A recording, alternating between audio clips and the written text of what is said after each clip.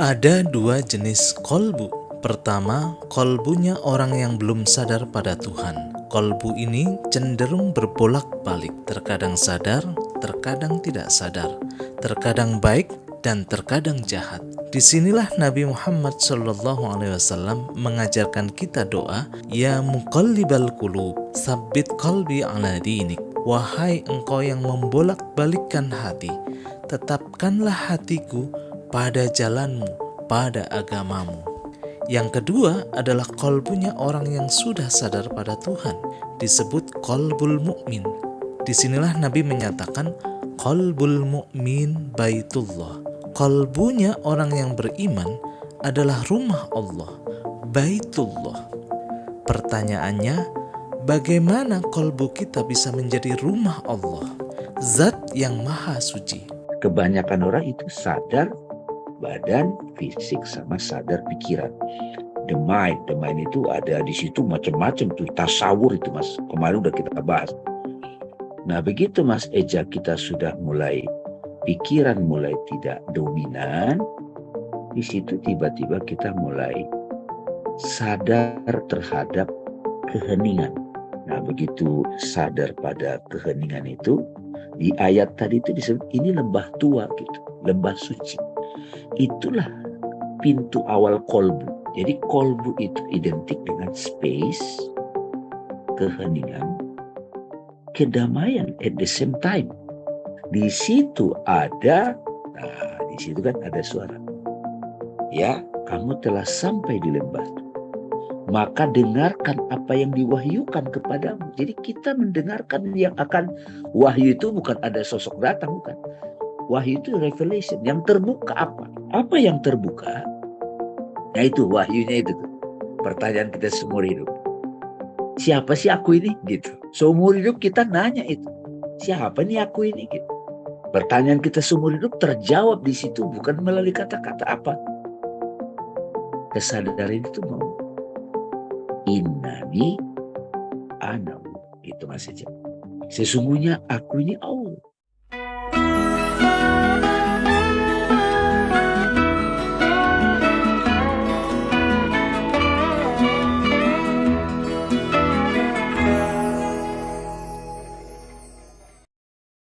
Baik, bismillahirrahmanirrahim. Assalamualaikum warahmatullahi wabarakatuh. Selamat malam, teman-teman para salikin dimanapun Anda berada. Selamat datang di diskusi Maya, ini episode kelima. Kali ini kita akan membahas tema Maya Kosmik, Cahaya Kolbu. Jadi ketika cahaya masuk di dalam hati, maka hati itu akan menjadi luas dan lapang. Para sahabat bertanya, apa tandanya ya Rasulullah? Gitu ya. Beliau menjawab kembali pada keabadian, menjauh dari ketertipuan, dan bersiap menjemput kematian sebelum datangnya kematian. Itu merupakan hadis riwayat At-Tirmidzi. Dari ungkapan hadis Nabi di atas, kita bisa memahami bahwa jika kita berpegang hanya pada cahaya indera dan cahaya akal untuk melihat dan menilai kehidupan, maka kita bisa terjebak dan tertipu karena keduanya, indera dan akal, mempunyai sisi gelap dan juga keterbatasannya masing-masing. Untuk itu kita harus melihat cahaya yang lebih terang dan lebih luas dibanding indera dan akal sebagai penuntun kehidupan kita. Cahaya apa itu? Itu merupakan cahaya kolbu. Bismillahirrahmanirrahim. Sebelum kita mulai dialog Maya malam hari ini, izinkan saya untuk memimpin silence dan diikuti dengan Al-Fatihah. Silence dimulai.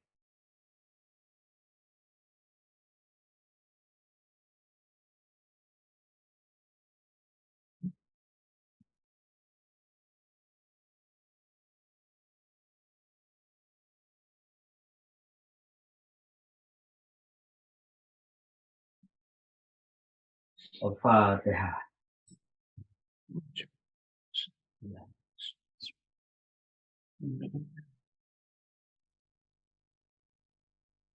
Ya.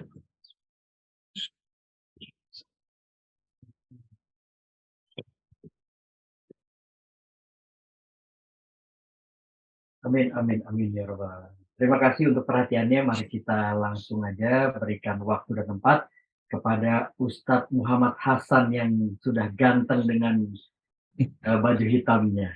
Silakan Mas Hasan.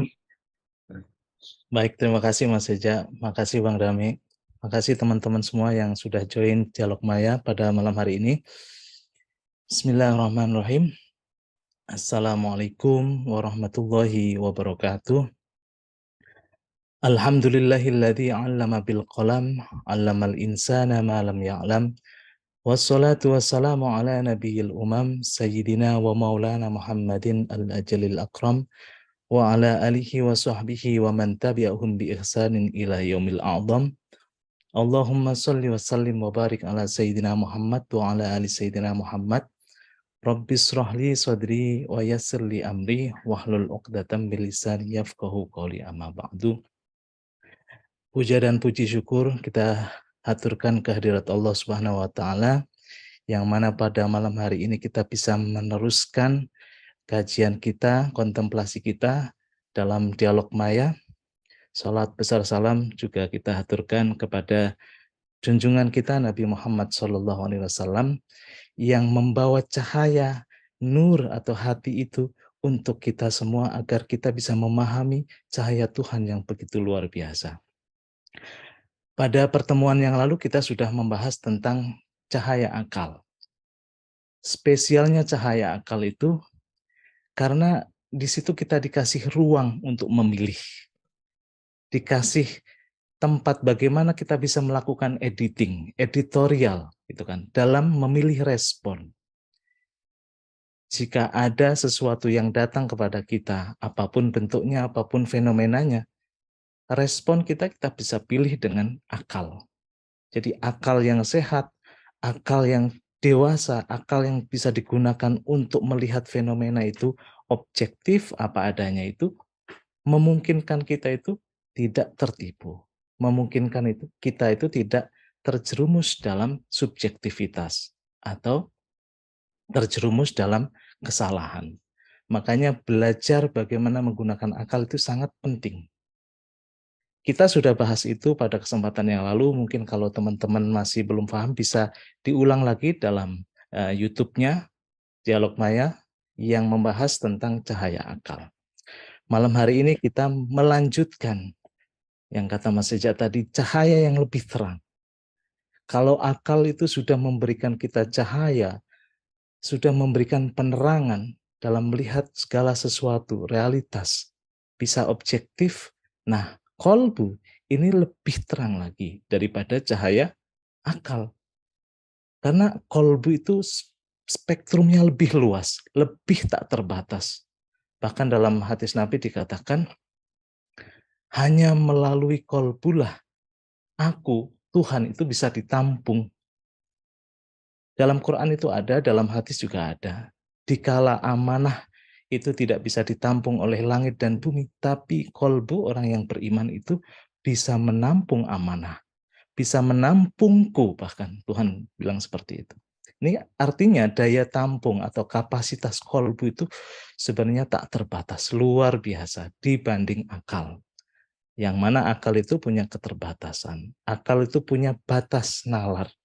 Hari ini kita belajar khusus tentang bagaimana cahaya kolbu, bagaimana kita itu bisa sampai cahaya kolbu, dan ketika kita sudah sampai cahaya kolbu, bagaimana kita hidup dalam cahaya kolbu itu sendiri. Saya share screen dulu materinya. Bismillahirrahmanirrahim. Dialog Maya, cahaya kolbu. Melanjutkan kemarin, fase natural dari manusia setelah dia dilahirkan sebagai tubuh. Ketika manusia hadir di muka bumi ini, dilahirkan yang pertama kali berupa tubuh. Kita masih bayi, kemudian ada fase kedua, yaitu manusia dilahirkan sebagai pikiran. Kemarin kita sudah singgung, manusia mempunyai fase yang namanya akil balik. Akil itu berarti manusia sudah tumbuh akalnya. Akal itu bisa dipergunakan, tapi hati-hati. akal di situ juga bisa menjadi batu sandungan yang luar biasa bagi kita, bisa menjerumuskan kita. Makanya Tuhan Allah Subhanahu wa taala menurunkan syariatnya untuk membimbing kita bagaimana akal itu bisa selamat. Itu sudah kita bahas. Selanjutnya, fase natural juga bagi manusia itu dilahirkan sebagai kolbu. Tadi dilahirkan sebagai tubuh sudah, saya pribadi sudah 38 tahun yang lalu dilahirkan sebagai tubuh, sebagai bayi. Dan sudah mungkin ya 20 tahunan dilahirkan sebagai manusia akal. Akalnya sudah lahir. Yang belum lahir itu kolbunya. Nah, apa tandanya manusia itu lahir sebagai manusia kolbu? Kolbu, kelahiran kolbu itu ditandai oleh perubahan tubuh yang semakin tua, semakin melemah, bahkan mengalami beberapa disfungsi organ. Kalau kaki sudah mulai kesemutan, Mas Eja, Bang Dame, itu tandanya kita itu sudah memasuki fase baru, di mana tubuh ini itu sudah mulai harus dilepaskan. Nah, inilah fase detachment. Detachment natural. Saya sebut sebagai detachment natural. Rambut sudah mulai memutih, itu kan sudah mulai rambut melepaskan diri. Kita sebagai tubuh itu ada yang namanya detachment. Fase pelepasan dari dunia material, dari dunia tubuh. Untuk kembali kepada diri sejatinya. Jadi kita sudah dilahirkan innalillahi sebagai tubuh, tapi kita juga harus nanti kembali ilaihi rojiun sebagai diri yang sejati, diri yang natural. Fase pelepasan kedua atau detachment itu harusnya pelepasan akal. Kalau tadi cahaya, akal sebagai cahaya, akal pun harus dilepaskan. Kenapa? Karena akal yang punya batas-batas itu, kalau tidak dilepaskan, itu juga menjadi ganjalan bagi kita untuk menjadi diri yang lebih luas, kembali kepada diri yang lebih luas. Makanya pelepasan kedua, detachment itu pelepasan diri dari topeng-topeng keakuan. Kalau akalnya itu sebagai cahaya, jalannya mulus, Mas Eja. Untuk masuk ke dalam kelahiran kolbu itu mulus. Tapi kalau akal itu justru mendukung ego, ini yang sangat berbahaya. Makanya di sini pikiran yang matang dan pikiran yang dewasa itu memungkinkan manusia untuk bisa melepaskan diri dari jerat ego, jerat subjektivitas. Jadi satu, harus melepaskan diri dari jerat tubuh materi kita, yaitu tubuh. Yang kedua, harus melepaskan diri atau detachment dari pikiran. Bagaimana kita mempersiapkan nanti? Mempersiapkan kelahiran kolbu itu. Akal itu memang harus difungsikan. Akal itu harus sampai pada tarafnya, menjadi akal yang dewasa. Nah, akal yang dewasa itu bisa membuat persiapan kita masuk dalam kelahiran kolbu. Tetapi kalau akal itu tidak dewasa, akal itu walaupun tubuhnya sudah mulai tua, tubuhnya sudah mulai sakit-sakitan, tapi kalau akalnya itu masih akal anak-anak, kekanak-kanakan, justru akal itu akan menjadi pendukung bagi ego. Pendukung bagi ego itu menguasai kesadaran diri kita. Jadi ada ungkapan tua tapi tidak dewasa. Secara umur sudah tua tapi tidak dewasa dalam menyikapi sesuatu.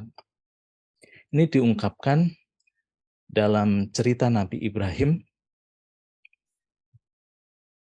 dalam surat Al-A'raf ayat 179 dikatakan walaqad dzara'na li jahannama katsiran minal jinni wal ins.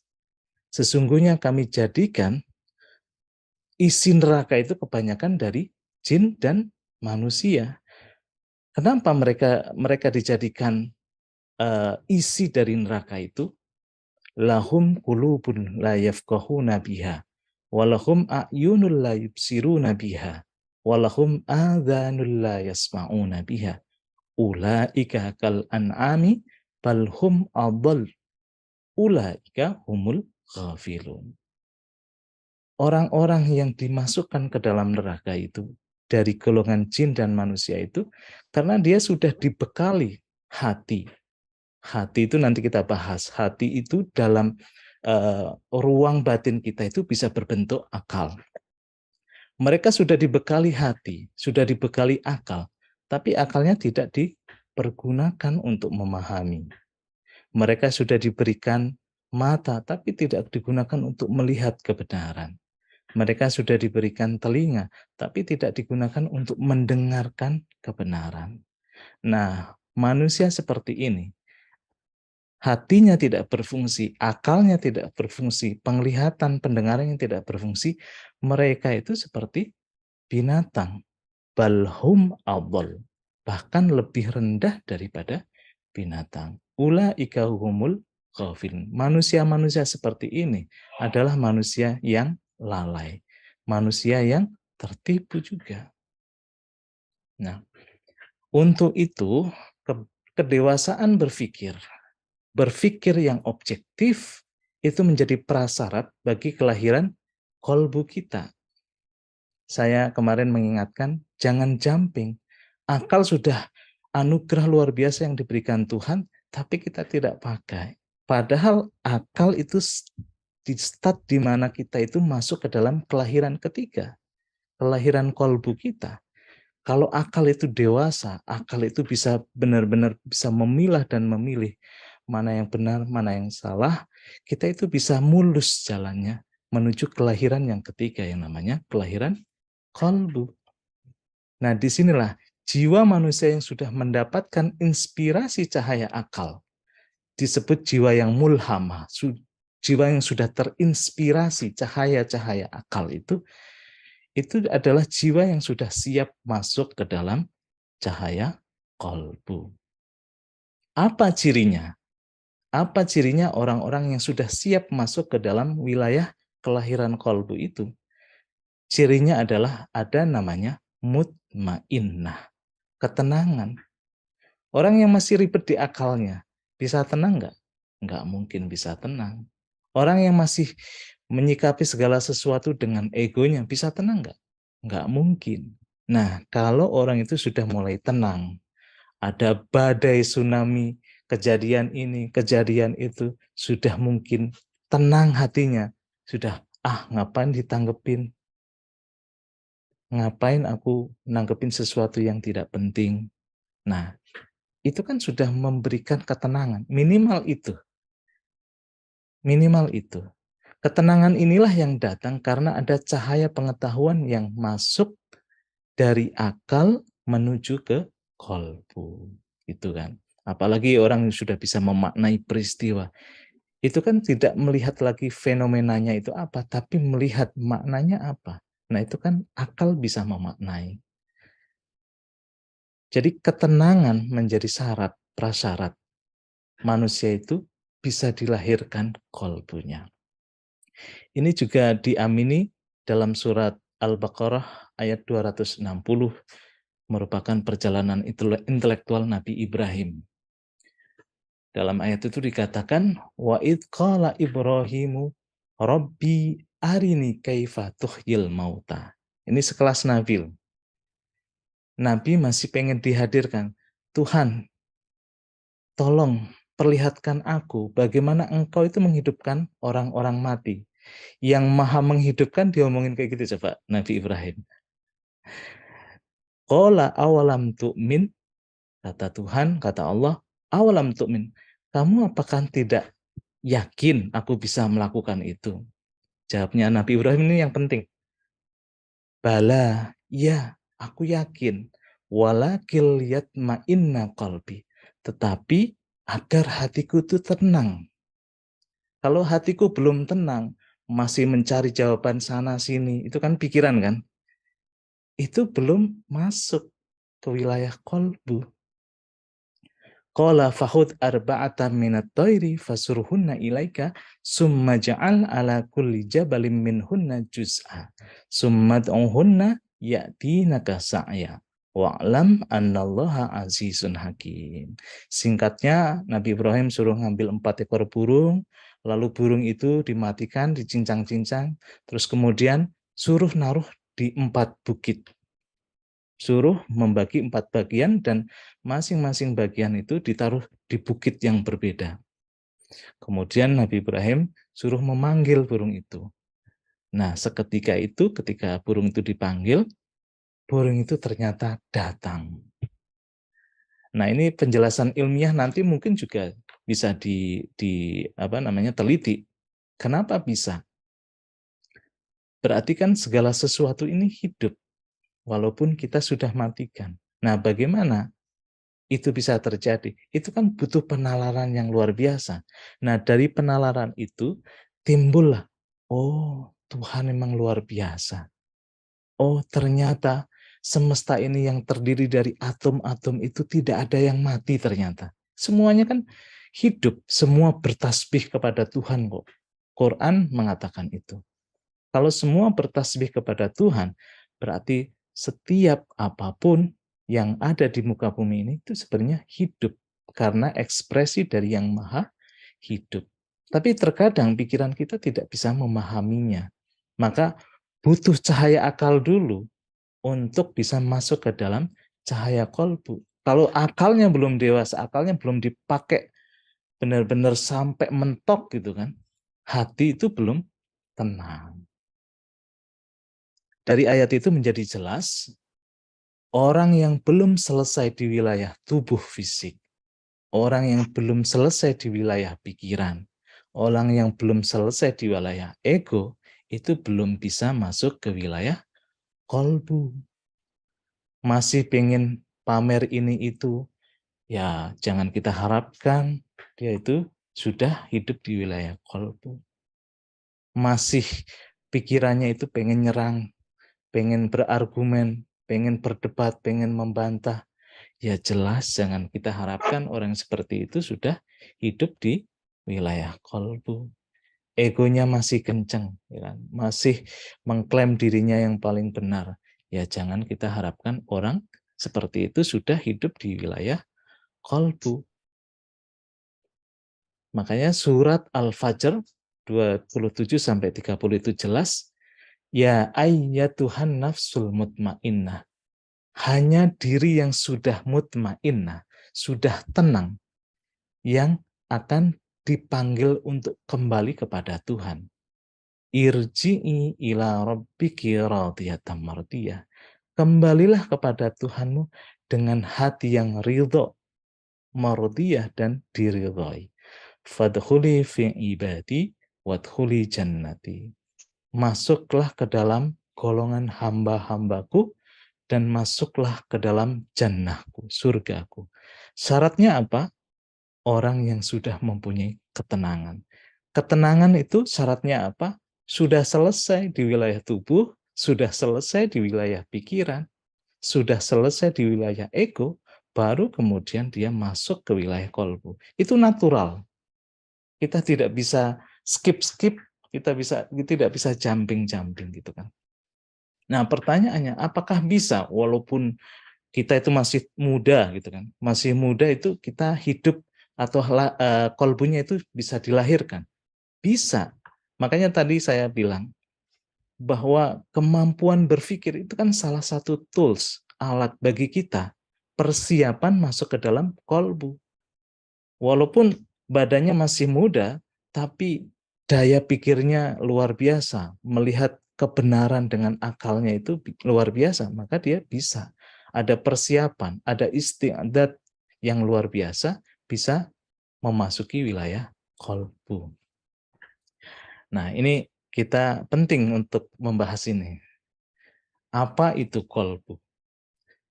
Jadi Bang Dame, Mas Eja ya, kadang-kadang orang itu melihat kolbu itu salah paham. Kolbu katanya itu perasaan. Nah, kalau perasaan gundah gimana? Berarti kolbunya lagi gundah. Enggak. Jadi kita penting untuk membahas definisi kolbu itu apa. Kolbu itu dari kata bahasa Arab, dari kata kolaba. Artinya apa? bolak-balik. Bolak-balik, mondar-mandir dari A ke B, B ke C, mondar-mandir. Itu kolbu. Nah, kolbu yang seperti ini, yang maknanya berbolak-balik, yaitu kolbunya atau hatinya orang yang belum sadar pada Tuhan dan mudah terombang-ambing oleh egonya. Kadang-kadang kalau hatinya lagi adem, dia sadar kalau apa yang dilakukan tidak baik, kemudian dia minta maaf. Tapi momen berikutnya, dia mengulangi lagi. Ini kan berbolak-balik. Makanya juga dikatakan iman itu yazid wa yangkus. Iman itu kadang-kadang bertambah, kadang-kadang berkurang, kadang-kadang sadar, kadang-kadang tidak sadar. Nah, itu kolbu yang makna pertama, yaitu berbolak-balik.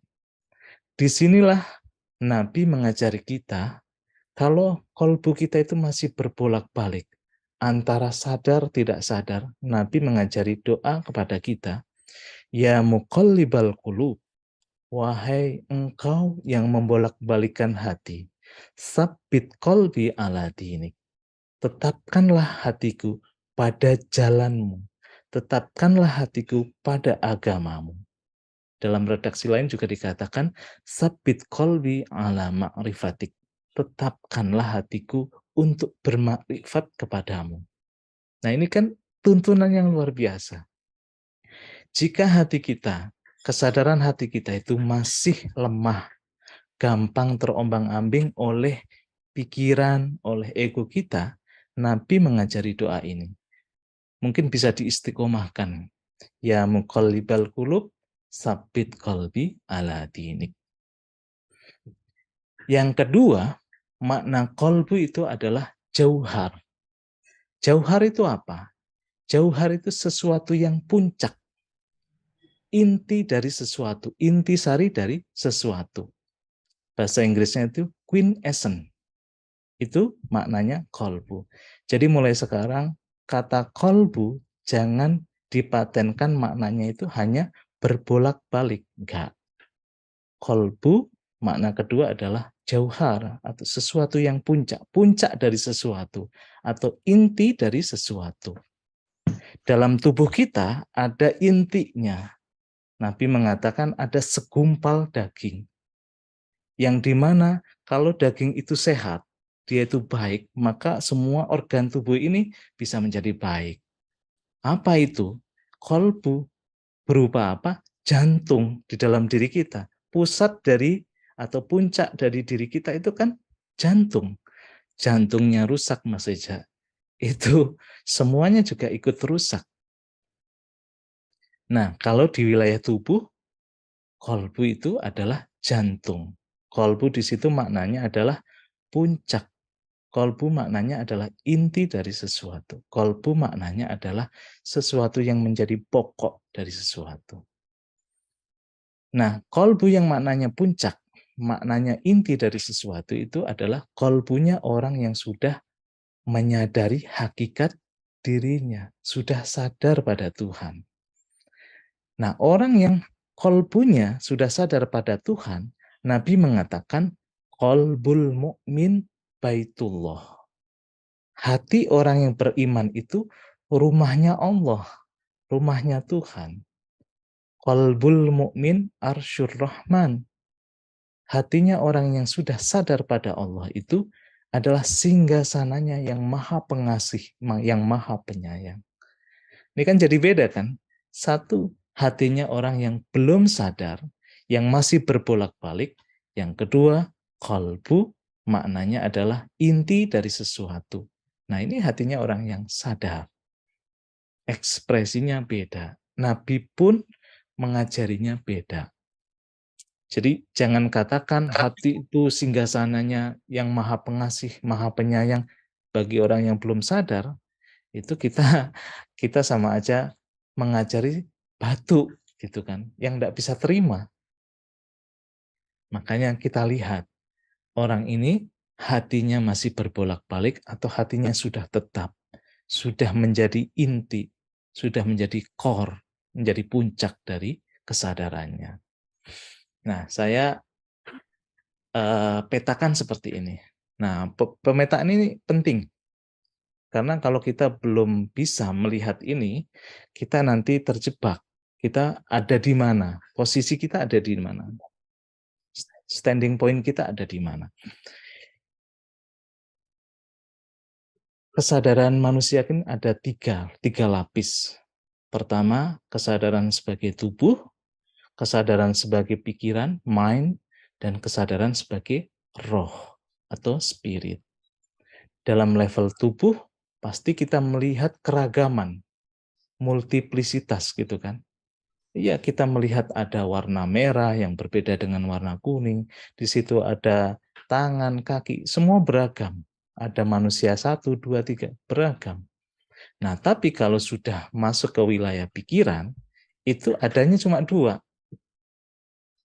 Sepasang, benar, salah, ya kan? Melihatnya itu tidak beragam lagi.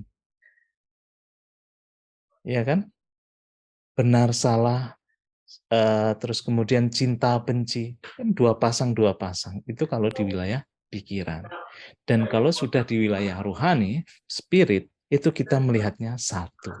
Nah, penjelasannya seperti apa nanti. Nah, di wilayah tubuh fisik, hati itu berupa jantung. Jadi puncak dari keberadaan tubuh fisik ini itu bergantung pada jantung.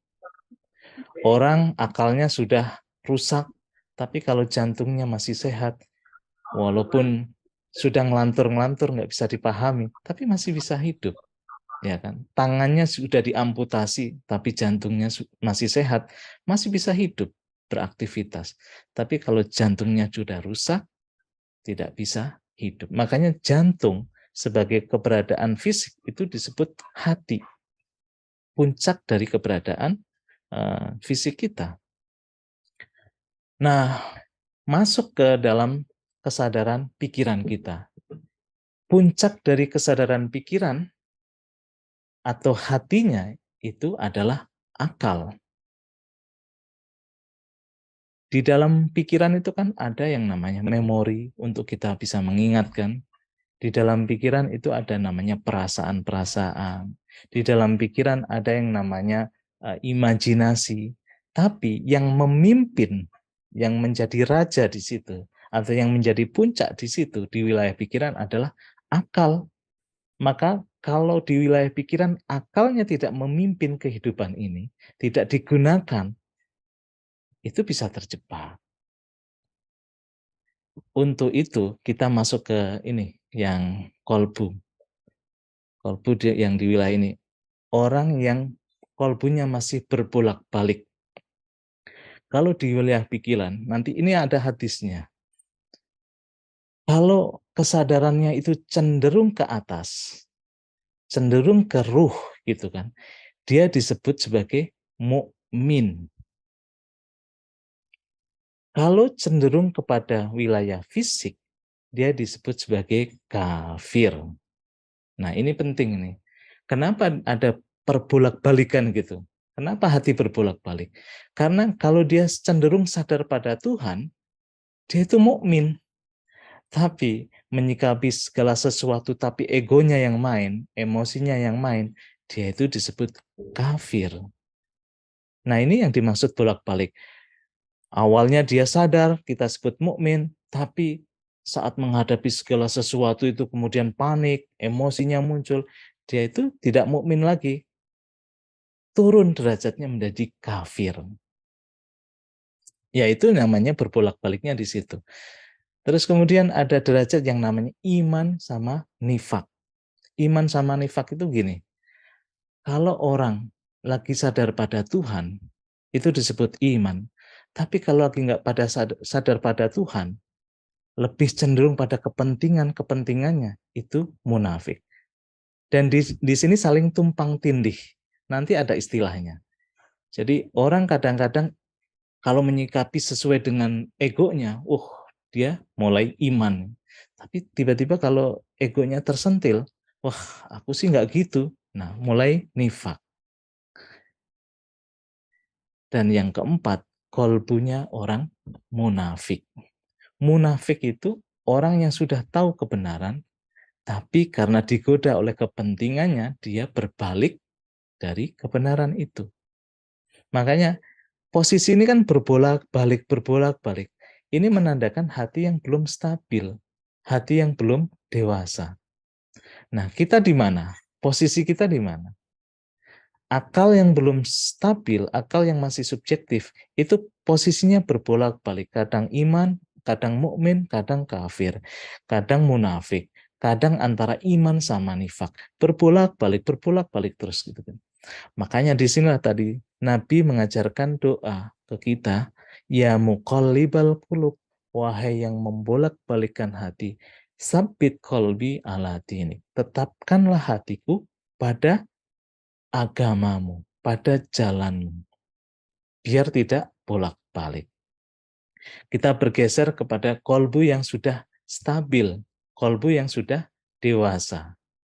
Nanti ada tingkatan-tingkatannya. Kolbu yang sudah stabil atau kolbu yang sudah dewasa, ini sudah melakoni kehidupannya dengan natural. Yang pertama, dia dilahirkan sebagai fisik, kolbunya adalah jantung yang ada dalam dirinya.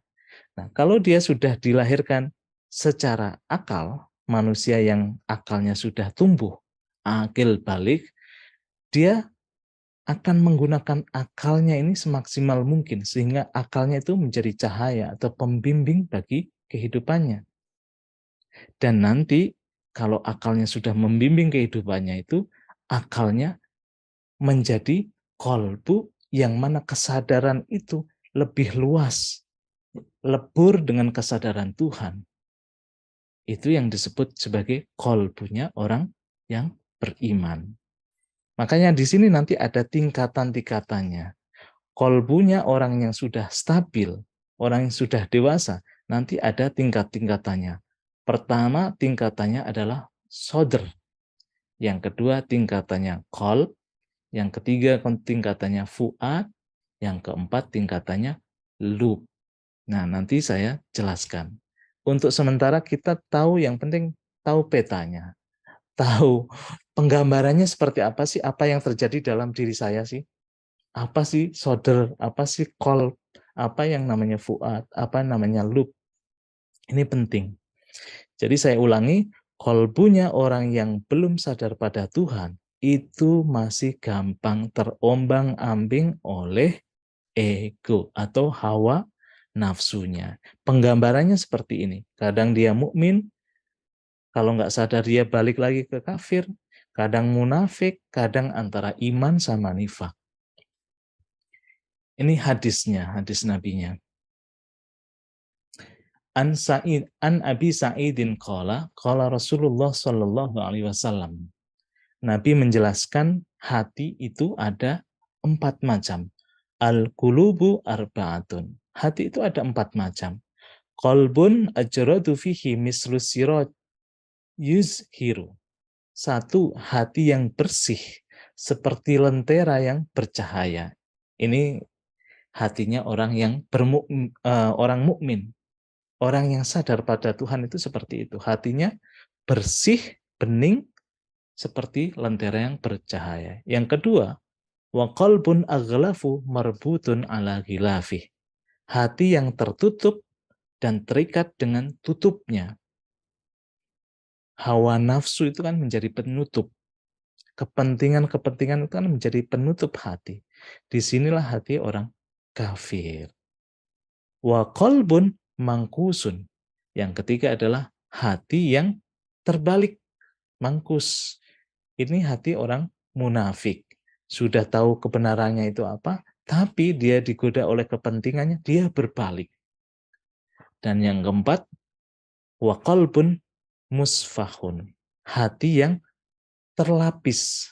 Terlapis tadi, tumpang tindih. Kadang iman, kadang nifak. Kadang iman, kadang nifak. Itu berlapis gitu kan, bertumpang tindih gitu. Nah, penjelasannya, fa'ammal qalbul ajradu fa qalbul mu'mini sirajuhu fihi nuruhu. Hati yang bersih tadi itu hatinya orang beriman, ia seperti lentera yang bercahaya. Wa ammal qalbul aghlafu fa qalbul kafir. Dan adapun kolbu yang tertutup tadi, itu kolbunya orang yang kafir, tidak sadar pada Tuhan. Wa ammal qalbul mangkusu, adapun hati yang berbalik itu, fa qalbul munafik, yaitu kolbunya orang munafik. Ini Mas Eja ya, kalau kita lihat teman-teman itu, kita rapat nih, oke ya, kita setuju, tiba-tiba ada aja orang-orang yang berbalik, itu namanya munafik. Itu kolbunya seperti ini. Terus yang keempat, arofa summa engkaro. Jadi ciri orang munafik itu dia tahu tapi kemudian dia mengingkari pengetahuannya. Wa ammal qalbul musfahu, dan adapun kolbu yang jenis keempat itu fa qalbun fihi imanun wa nifakun. Jadi kolbu yang di dalamnya ada iman dan nifak.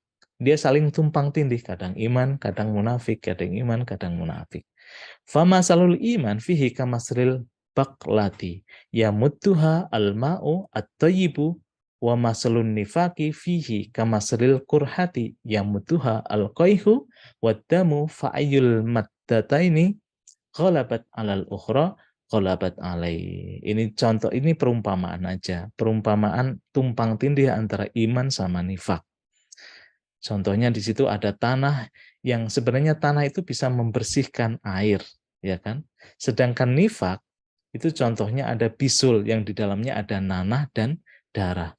Bisul yang di dalamnya ada nanah dan darah kan kemudian bercampur antara nanah sama darah kan. Maka di antara keduanya yang paling kuatlah ia yang mengalahkan yang lain. Imannya lebih kuat atau munafiknya lebih kuat, itu yang saling mengalahkan.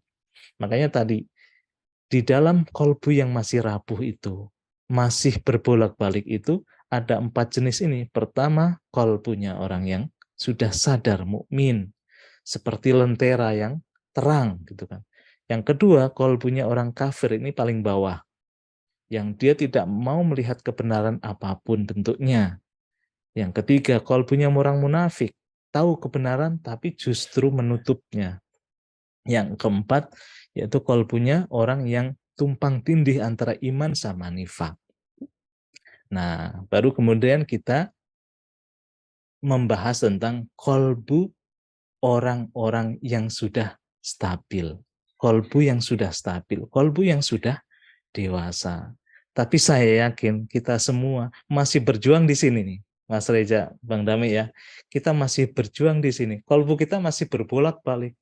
Kadang oke, kadang galau, kadang oke, kadang nggak sadar juga. Kita masih di sini nih.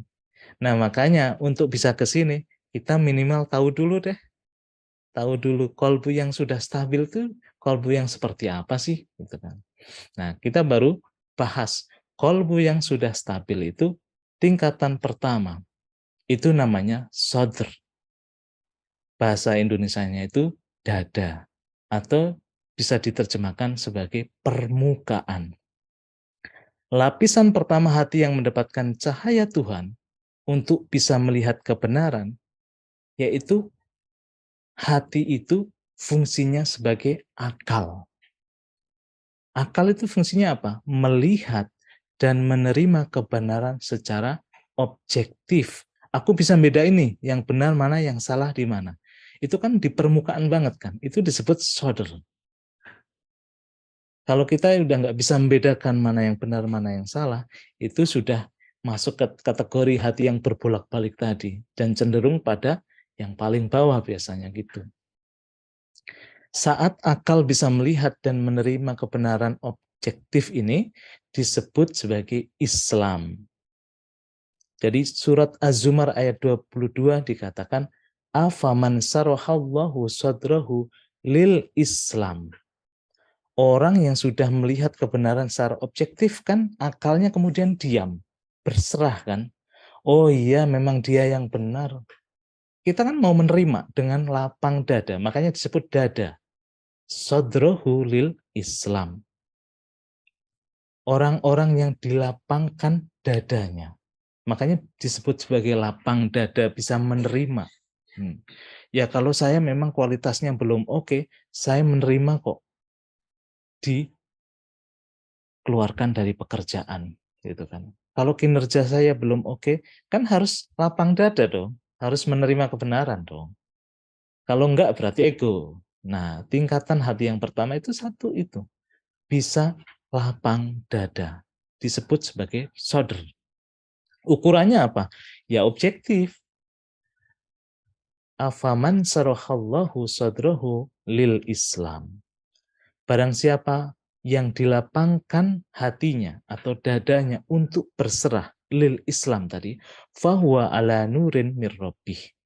Maka dia mendapatkan cahaya dari Tuhannya.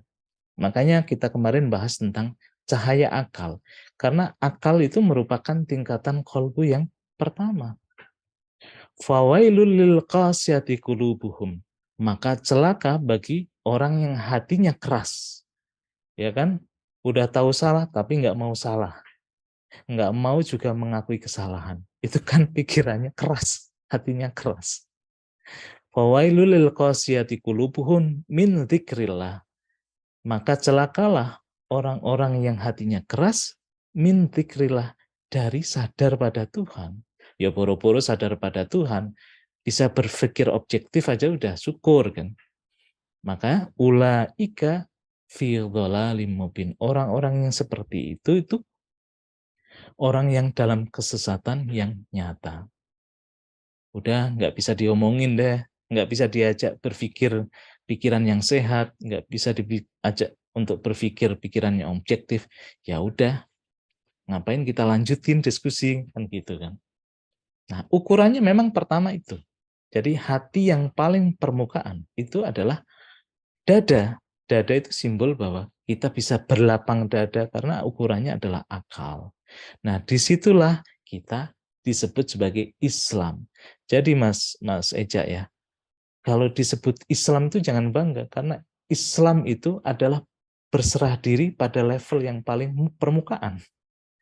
Level ke dalamnya namanya iman. Ini ada ayatnya. Dalam surat Al-Hujurat ayat 14 dikatakan, qalatil a'rabu amanna. Jadi ada orang, segerombolan orang Badui itu yang datang kepada Nabi. Beliau mengatakan, amanna, aku beriman wahai Nabi. Qul lam tu'minu.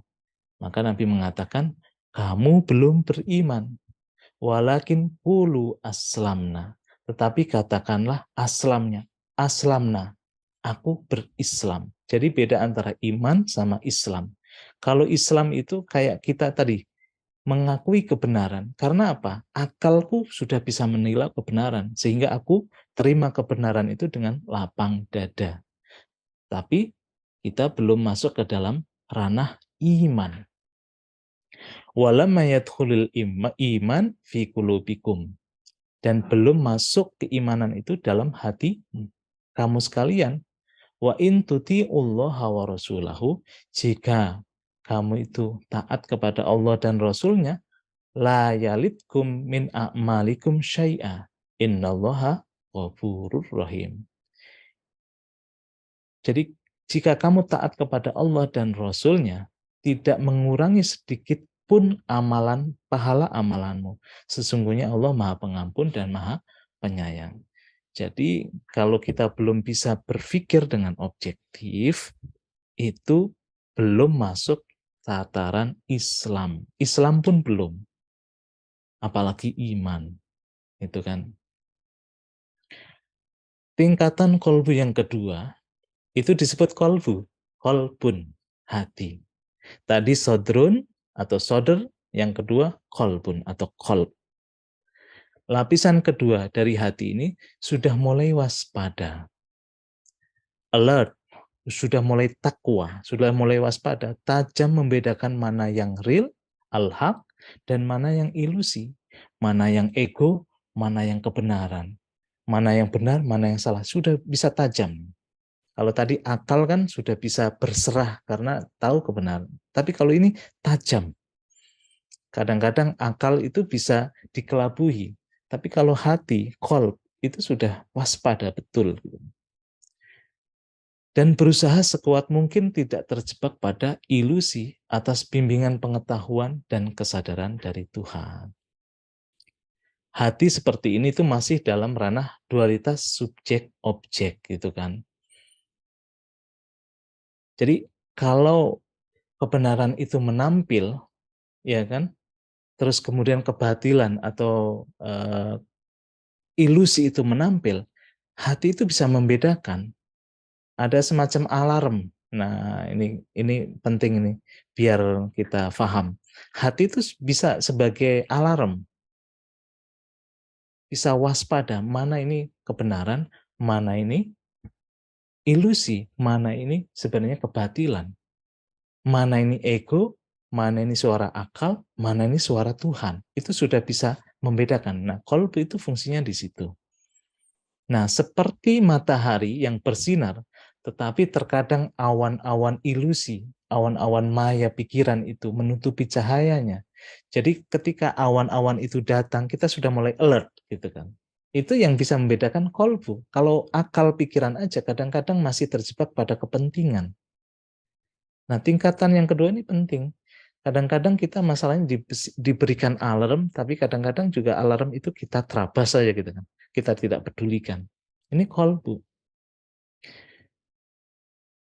Seperti matahari yang bersinar, tetapi terkadang awan-awan maya ilusi itu menutupi cahayanya. Jika awan-awan itu berhasil disingkirkan, maka cahaya matahari itu akan bersinar terang dan menuntunnya, membawa ketenangan, kehusyukan, takwa, dan kesucian. Sebaliknya, jika awan-awan itu mendominasi, maka hati itu menjadi tertutup. Jadi, tingkatan hati yang kedua itu namanya kolbu, yang mana punya fungsi untuk alarm sebagai alat yang membuat kita itu tetap waspada. Dalam surat Al-Hajj dikatakan, afalam yasiru fil ardi fatakuna lahum qulubun ya'qiluna biha au adhanun yasma'una biha fa innaha la ta'mal absaru walakin ta'mal qulubul lati fis sudur. Jadi apakah mereka tidak berjalan di muka bumi lalu mereka mempunyai hati yang dengannya itu mereka bisa memahami dan punya telinga yang mana telinga itu bisa mendengar. Fa innaha la ta'mal absaru walakin ta'mal qulubul lati fis sudur. Sebenarnya yang buta itu bukan penglihatan, tapi yang buta itu di situ adalah hati. Saat awan-awan maya atau awan-awan ilusi itu menutupi cahaya matahari kita, cahaya matahari kolbu kita, itu kan kita tidak bisa melihat kebenaran lagi kan. Walaupun mata kita terbuka, mata kita bisa menyaksikan. Disitulah bukan mata yang buta, bukan telinga yang tidak bisa mendengar, tapi hatilah yang buta. Yang ketiga, yaitu tingkatan fuad. Lapisan hati yang ketiga itu sudah mulai fokus pada sang subjek. Pada subjek nih, kalau tadi kan masih keluar, melihat objek. Objek ini benar atau salah, objek ini itu real atau illusion, objek ini fokusnya masih objek. Kalau sudah fuad, tingkatan hati yang ketiga yaitu fuad, itu fokusnya sudah beda. Fokusnya sudah bukan ke objek, tapi kembali kepada subjek.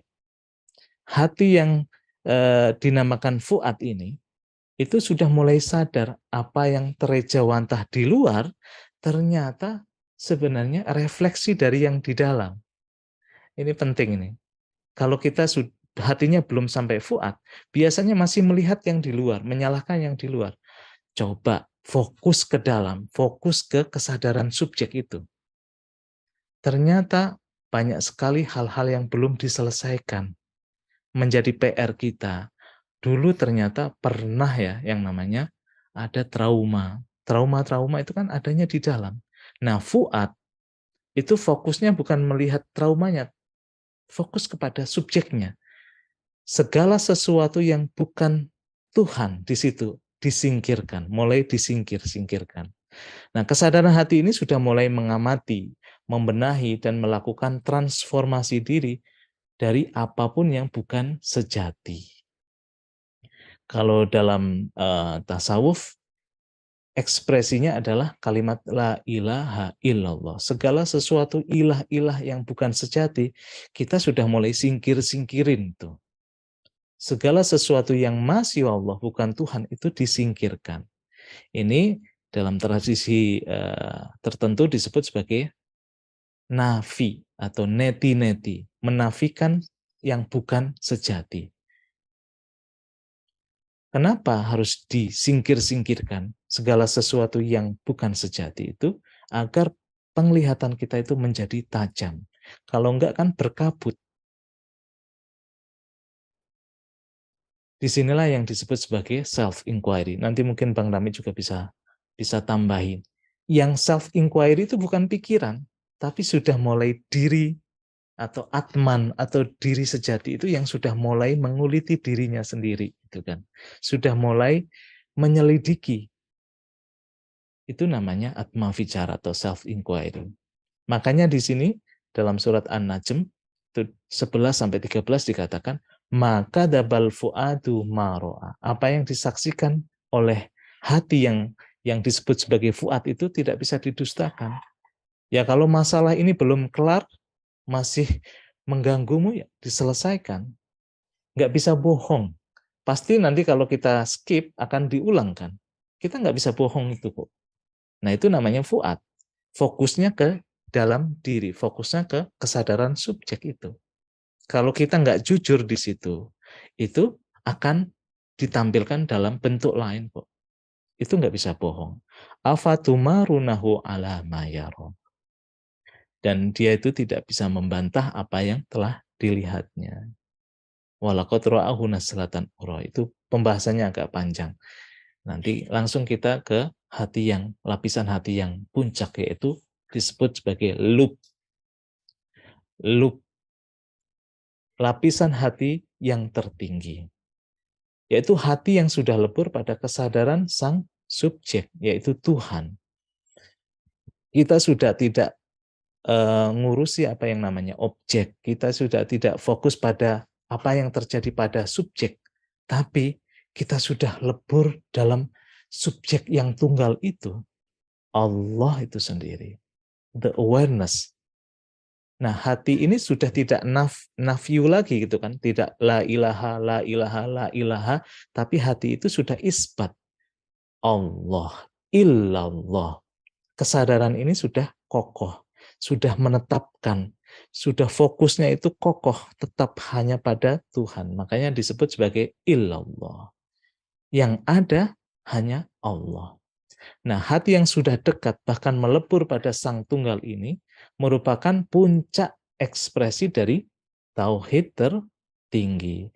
Yang ada hanya Allah. Yang wujud hanya Allah. Yang sadar hanya Allah. Yang maha cinta hanya Allah. Ar-Rahman. Gitu kan. Cinta datangnya dari mana? Ya dari Tuhan, Sang Maha Rahman. Kalau cinta kita yang tadi penuh intrik ego, itu bukan cinta yang ekspresi dia, tapi ekspresi ego saya. Gitu kan. Nah, disinilah Nabi mengatakan hati yang lub itu tadi, qalbul mu'min arsyullah. Hati orang yang sudah sampai pada kesadaran Tuhan itu arasnya Tuhan. Baitullah itu rumah Tuhan. Jadi rumah Tuhan bukan di Makkah, tapi sebenarnya di dalam hati kita. Tapi syaratnya adalah qalbu yang sudah masuk ke dalam tingkatan yang lub ini.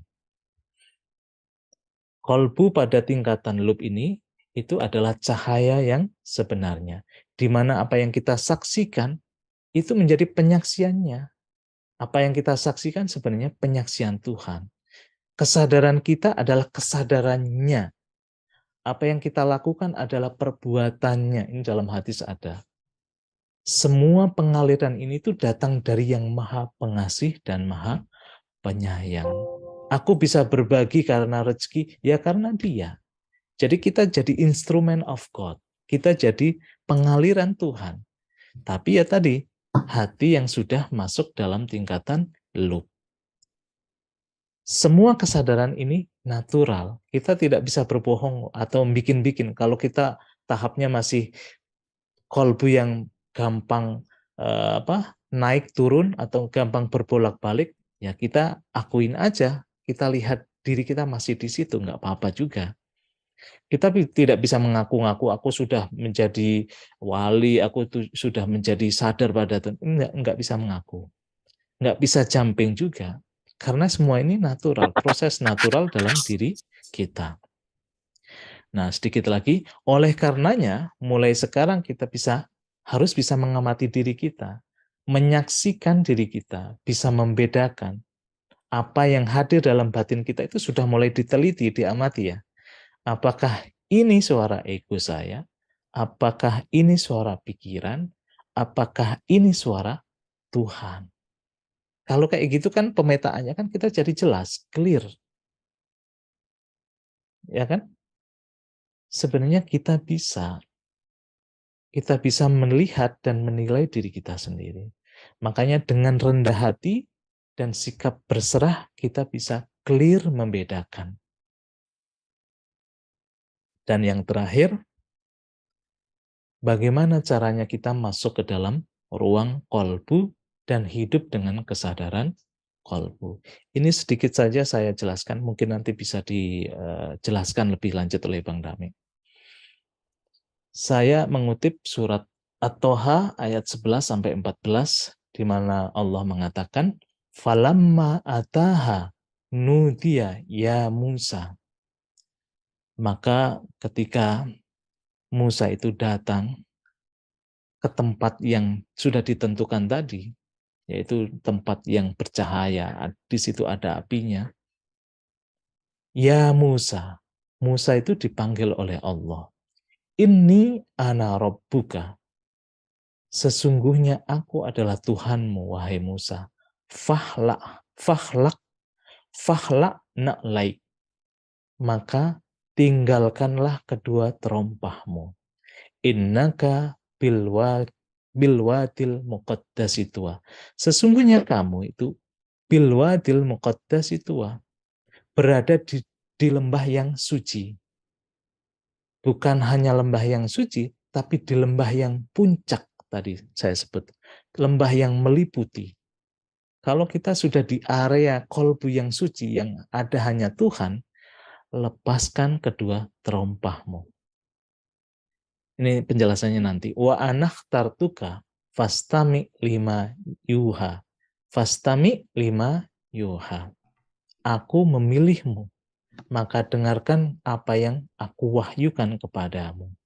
Innani anallahu la ilaha illa ana fa'budni wa aqimis sholata li dzikri. Sesungguhnya aku adalah Allah, tidak ada Tuhan selain aku. Maka sembahlah aku, dirikanlah sholat untuk sadar menyadariku. Jadi kalau kita mau masuk ke ruang hati itu kan digambarkan di sini sebagai bilwadil muqaddasi tuwa. Ruang yang bersih, ruang yang suci, ruang yang di situ meliputi segala sesuatu. Apa yang harus kita lakukan ketika kita mau masuk ke ruang seperti itu? Fahlak na'laik. Kita harus tanggalkan kedua terompah kita. Terompah itu kan alas kaki, cenderung menjadi sesuatu yang tidak suci. Segala sesuatu yang tidak suci, segala sesuatu yang selain Tuhan, baik itu kepentingan-kepentingan duniawi kita, ya, kepentingan-kepentingan ego kita, semua itu harus ditanggalkan. Kayak kalau saya ngasih contoh, lagi manasik haji itu seperti ini. Manasik umroh itu kan ada yang namanya mikot. Mikot itu kan batas di mana kita mau memasuki Masjidil Haram, mau memasuki arena suci itu harus ada batas sucinya. Kalau di masjid-masjid ada itu batas suci. Kalau kita mau masuk ke batas suci itu, ya kita letakkan kedua terompah kita, sendal kita. Sendal itu yang biasa kita injak-injak itu adalah simbol ketidaksucian. Mau masuk ke masjid, mau masuk ke batas suci harus kita tinggalkan kedua sendal kita. Jangan kita bawa-bawa, karena itu tidak mungkin. Sesuatu yang suci tidak mungkin kita di situ membawa yang tidak suci. Maka tanggalkanlah. Wa anah tartuka. Kalau kita sudah menanggalkan itu, disitulah kita dipilih oleh Tuhan. Wa anah tartuka, aku memilihmu fastami. Dengarkanlah lima yuha, apa yang aku wahyukan. Wahyunya apa? Wahyunya adalah innani anallahu la ilaha illa ana. Kalau kita sudah melebur kepada zat yang maha suci, kita tuh sadar bahwa sesungguhnya aku, innani ana, aku, itu Allah. Yang maha suci itu, la ilaha illa ana. Tidak ada Tuhan selain aku. Fa'budni wa aqimis sholat. Sembahlah aku, dirikanlah sholat itu untuk sadar padaku. Sedikit lagi, amati. Apakah selama ini yang hadir memanggil kita itu Allah atau ego? Kan tadi yang memanggil Musa adalah Allah. Yang memanggil-manggil kita tiap hari itu ego kita atau Allah? Jika kita sudah mengamati, jika kita itu sadar yang memanggil ada ego, ya jangan diteruskan. Disinilah ada momen yang namanya detachment, melepaskan kedua terompa. Kalau kita mau masuk ke area yang suci, mau memasuki kolbu yang suci, atau mau melebur kepada zat yang maha suci, maka detachment, tinggalkan terompah. Terompah yang sifatnya fisik, terompah yang sifatnya pikiran-pikiran, ego, dan semuanya itu harus ditinggalkan. Nah, semuanya perjalanan ini tuh natural. Perjalanan ini tidak bisa dibikin-bikin. Ini perjalanan ruhani atau Mas Eja sering menyebut sebagai salik, suluk. Orangnya namanya salik. Ini kan perjalanan natural kita kembali kepada Tuhan. Itu aja, nanti mungkin bisa dipertajam Bang Dame. Saya kembalikan Mas Eja, kurang lebihnya mohon maaf. Assalamualaikum warahmatullahi wabarakatuh.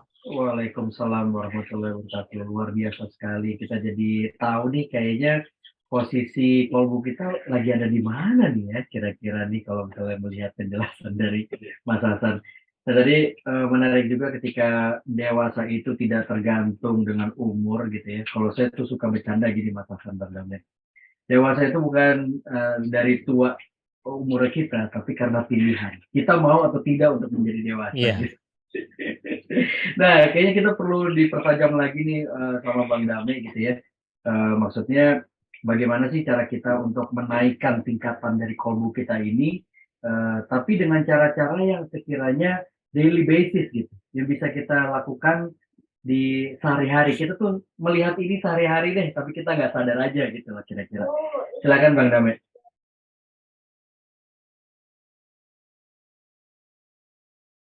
Terima kasih Mas Eja, Mas Hasan. Bismillahirrahmanirrahim. In the name of God, the most merciful and compassion. Assalamualaikum warahmatullahi wabarakatuh. Alhamdulillah segala puja-puji kita aturkan kehadirat Allah. Malam ini kita bisa melanjutkan perjalanan intelektual kita, perjalanan jiwa kita juga untuk lebih sadar melalui satu forum yang sangat detail membahas, insya Allah ya, dialog maya.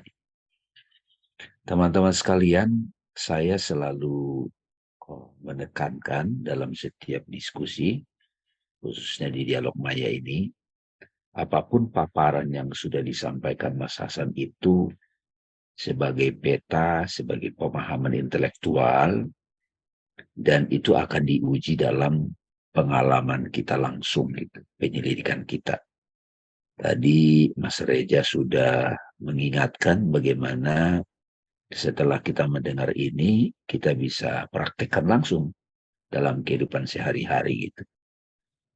Kadang kita sudah paham teman-teman, tapi begitu langsung dites oleh situasi hidup, langsung oleng gitu. Sama seperti seseorang yang sudah belajar berenang, teorinya diterangkan sama mentornya, begitu diceburin ke kolam renang yang 3 meter ataupun ke laut, langsung megap-megap gitu. Langsung megap-megap. Demikian juga seorang yang ditemani nyetir, nah ketika dia sudah diberikan di nyetir sendiri di tengah jalan itu langsung gagap gempita gitu ya, gagap gitu, langsung panik gitu ya.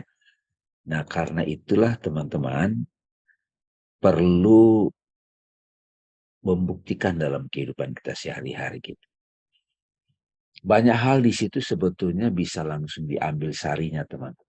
Saya ingin mulai dari yang terakhir aja, yang surat Toha itu, surat Toha ayat 14. Karena ini dari Al-Quran mayoritas umat Islam berpegang kepada mushaf ini. Di beberapa pertemuan ini, kalau teman-teman suka dengar kajian-kajian YouTube yang ada rekamannya itu, ini sering banget saya ulang-ulang. Mungkin ada yang sudah 30 kali saya ulang-ulang, ada yang sudah ngeh, ada yang enggak. Bayangkan itu kisah Nabi Musa itu, ingatlah ketika Musa ya ke gunung, ke Bukit Tursina gitu ya. Jadi di Bukit Tursina itu disimbolkan dengan Nabi Musa bertemu Tuhan, simbolnya api, itu cahaya. Karena zaman itu kan taunya cahaya itu api, itu bukan lampu gitu, bukan listrik gitu. Jadi cahaya api gitu. Nah itu mudah dipahami imajinasi kita. Nah pada waktu sudah mendekati api itu, Musa dipanggil gitu ya. Musa dipanggil, tinggalkan kedua terompa. Terompa itu sandal. Tadi udah diikulas Mas Hasan. Jadi sebetulnya gunung kesadaran bisa dibilang gitu ya, simbol gunung. Jadi kita mulai lepaskan kesadaran terhadap badan.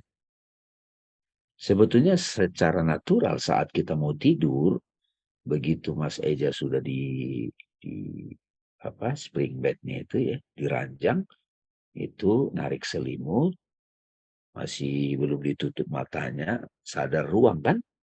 Jadi conscious of the world, gitu. Sadar ruang gitu, sadar space, sadar the world gitu. Lalu kemudian kita lihat badan kita, ini pelan-pelan nih. Jadi tidur itu sebenarnya proses untuk meninggalkan sandal juga, detachment. Ya, begitu ditinggalkan kesadaran terhadap sekitar kita, kita mulai sadarnya hanya pada tempat tidur, lalu kita tarik selimut. Kita nutup mata, kita masih sadar pada badan. Guru yang suka saya kutip namanya Rupert Spira, itu sukanya begitu sadar pada body itu sensing. Ya, masih sadar napas. Nah, saat kita udah sadar body itu, kita mulai, setelah kita sadar body, mulai sadar pikiran. Ya, ingat ini, ingat itu, besok bagaimana, besok. Nah, itu pun pelan-pelan kita mulai tinggalkan. Jadi di situ dua sandal. Jadi kebanyakan orang itu, sandal itu juga pijakan kesadaran. Kebanyakan orang itu sadar badan, fisik, sama sadar pikiran. The mind itu ada di situ macam-macam tuh, tasawur itu Mas. Kemarin udah kita bahas. Nah begitu Mas Eja kita sudah mulai, pikiran mulai tidak dominan, di situ tiba-tiba kita mulai sadar terhadap keheningan. Keheningan gitu. Makanya kalau jalan pintasnya itu sebenarnya napas. Orang pada waktu bernapas itu ya nggak sadar pada pikiran nggak, no, fokusnya napas. Nah begitu sadar pada keheningan itu, di ayat tadi itu disebut ini lembah tua gitu, lembah suci. Itulah pintu awal kolbu. Jadi kolbu itu identik dengan space, keheningan, kedamaian at the same time. Dan itu tidak ada lagi di situ furniture pikiran. Karena begitu kita lock in pada furniture pikiran, mikir ini, mikir itu, dia bikin lagi drama gitu. Monkey mind gitu. Overthinking kalau anak ABG sekarang bilang. Nah, begitu sampai di lembah tua itu, di situ ada, nah di situ kan ada suara. Ya, kamu telah sampai di lembah. Maka dengarkan apa yang diwahyukan kepadamu. Jadi kita mendengarkan yang akan, wahyu itu bukan ada sosok datang, bukan.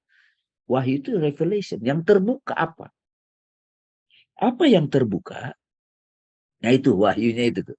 Pertanyaan kita seumur hidup. Siapa sih aku ini? Gitu. Itu maksudnya. Seumur hidup kita nanya itu. Siapa nih aku ini? Gitu. Dari kecil kita udah ditipu oleh situasi karena culture. Kita di depan cermin, bersama ibu, itu kamu nak, itu kamu nak. Jadi kita sudah belief sistem kita badan. Itulah tipuan kolektif terjadi pada manusia. Kita identitas pikiran, kita ego. Nah, begitu sudah sampai kepada lembah tua itu, keheningan, suwung itu, sudah ditanggalkan kesadaran badan dan pikiran, dengarkan apa yang diwahyukan kepada. Bukan ada suara. Ya harus pakai bahasa kan.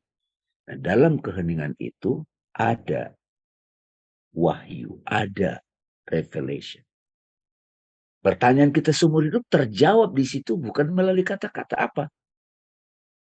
Kesadaran itu mau. Innani analu. Itu Mas Eja.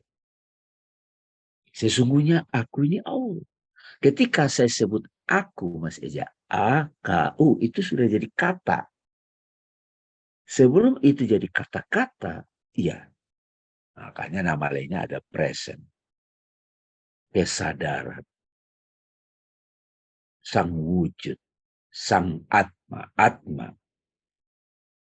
Aku ini, itu ayatnya tadi gitu. Luar biasa itu. Sebenarnya Mas Hasan itu dalam bahasa Arab udah nggak bisa dibantu. Itu vulgar banget. Innani anallah.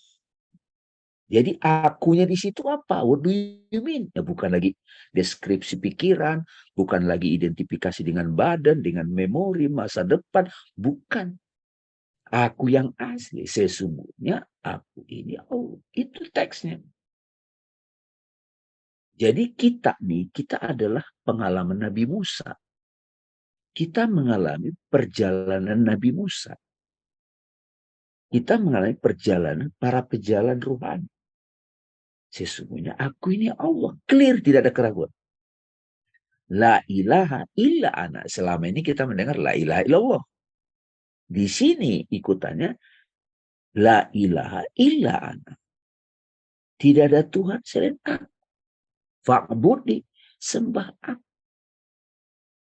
Mengabdi pada sang aku. Wa akimis sholat litikri. Dirikan sholat untuk ingat aku. Jadi kita sholat ritual nih, Allah. Itu ingat apa? Secara umum ingat Tuhan. Tapi Tuhannya masih objek, Mas Hasan. Mas Eja. Masih objek. Itu berubah. Duit. Itu bisa jadi Tuhan. Duit itu. Utang. Itu bisa jadi duit. Muka istri yang cemberut gitu kan. Muka anak gitu. Muka jabatan. Aduh besok persentan. Itu jadi ilah. Makanya la ilah. Ilah. Itu kurang apa lagi tuh Mas. Makanya saya sama Mas Hasan itu. Kenapa kita mulai kenalkan Vedanta, Atma Vicara, self-inquiry, standing as awareness. Dari situ nanti kita akan beranjak, berpijak, berdiri untuk menjelajahi apapun teks kitab suci.